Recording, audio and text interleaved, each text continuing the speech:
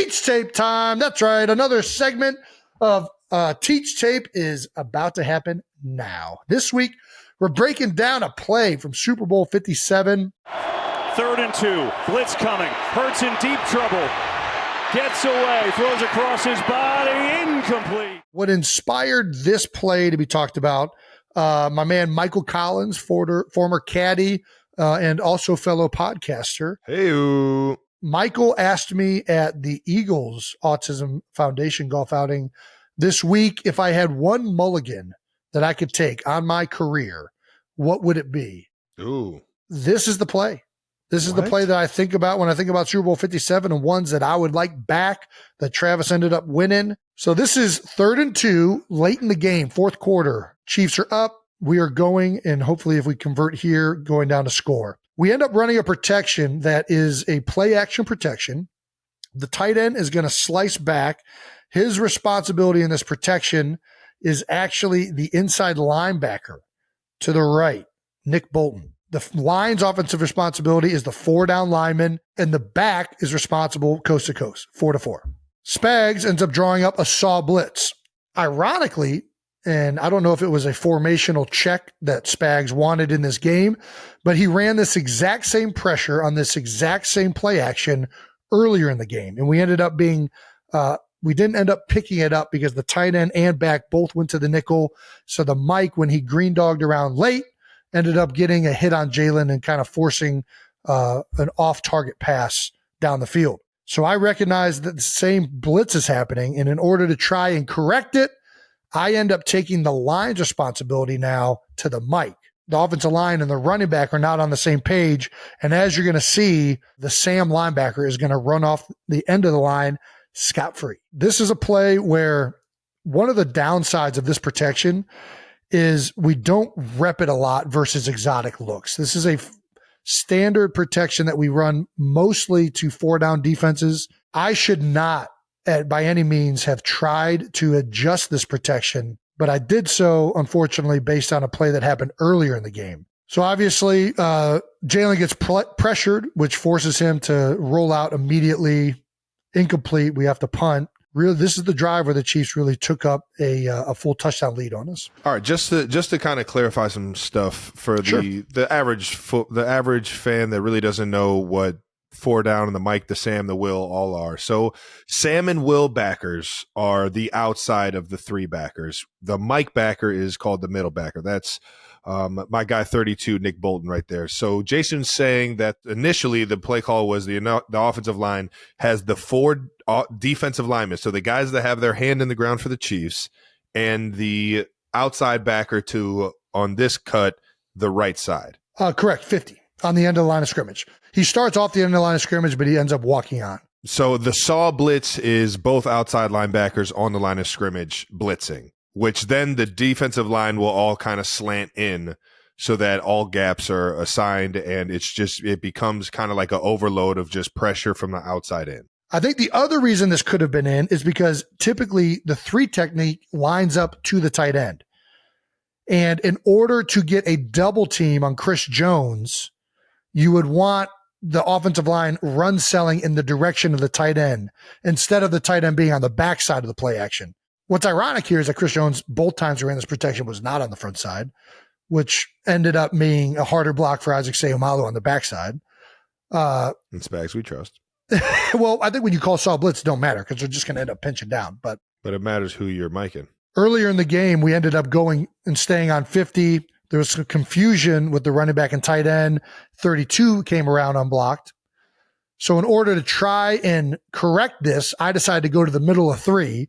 Back goes to the left. Tight end will go on the nickel. We're all picked up. Bada bing, bada boom. The only problem is we've never repped that, and I tried to pull that out in the biggest moment of the Super Bowl and hope that everybody's going to be on the same page, which we clearly weren't. And it was unfair to Kenny to put him in that situation because they probably talked about this exact same blitz on their side of the bench and talked about, hey, you got the nickel, tight end, you stay on the mic, and that's the way it's going to be picked up. So these are the type of adjustments. This is the unfortunate side of trying to do too much. And this is the mulligan of my career that I would love back. Who knows what would have happened afterwards, but I know that this was a big part of the game. Do you have anything else to add, Trav? Do you think that was a good one? Yeah, I mean, they're all good to learn from. I hate that you put that much, thought on one play of a game. I mean, obviously we all have our the what do you call it? The times that we don't have success that we wish we had back, and maybe not that we regret, but a big game like that, big moment in the game like that play was. I understand how you could think about that more than others, but at the same time, that was a hell of a game and it could have gone either way there at the end. No doubt. But yeah, I think it was a good play to learn from. And it's always, you want to be your best, when the team needs it the most. And I think that, you had maybe we're a step further along than some of the other guys in terms of understanding that, protection and understanding that it was a saw blitz and where guys should have gone. But at the same time, yeah, man, it's way easier to be Monday morning quarterback and say this is what we should have did and all that. Yeah, no question. But in the heat of the game, I don't. Who's to say that was the right or wrong decision, man? Yeah, the problem is when you're going up against exotic looks, what I try and do is picking up blitzes is to resort to base protections, and that play doesn't really have a base protection. Like when you're running some of these run play actions, they resort to 74-75 or protections that how to pick up all of these exotics to. This play didn't really have that. So it would have ended up being better if I wouldn't have tried to adjust it. But because of what happened previous in the game, I tried to adjust it. But in general, 7-man protection, 4 down, you want to go to the middle of 3, let the back go here. The tight end blocks out over here. That's where my brain went because that's kind of the root of 7-man protection. But this is it's just a different play. It's a one-off. So whatever. It's unfortunate. It's the mulligan play I wish I had back, because if I wouldn't have changed anything, we probably convert that 3rd down. Trav, what about you? Do you have a mulligan play? Do I have a mulligan play? One play you wish you had back. Why did I say back? One play you wish you had back. There were a fucking. We all have mulligan games. Shit. I wish I would have fucking played better in the COVID Bowl, the 2020 Super Bowl against the Tampa Bay Buccaneers, and I wish I would have played better that game. That entire game, there were opportunities for me to make plays that I didn't make. Early on, I dropped a 3rd down conversion where Pat put it bread and butter. I'd had to make a catch. Getting double teamed, but I should have made the fucking catch. And that would have been a huge momentum boost for us. Man, there's so many plays from early on in my career. Man, the play that I got knocked out against Tennessee. I wish I would have had that play back, and I would have went about it a different way so that I didn't get knocked out. I think the second half would be a completely different game if I'm able to be a part of that game. Let alone, getting knocked out. Fuck. Who wants to get knocked out? I'd love to get a mulligan on that one. Dude, there's so many. And I don't know. I learned from them. There's a lot of mulligans we would take, is the bottom line. Yeah, especially me. Fuck. I watch film and I'm not happy with what I see. And I don't know why. I've always had that mentality, but I've always focused on how I could do things better instead of like, man, that was actually one of my best plays of my life.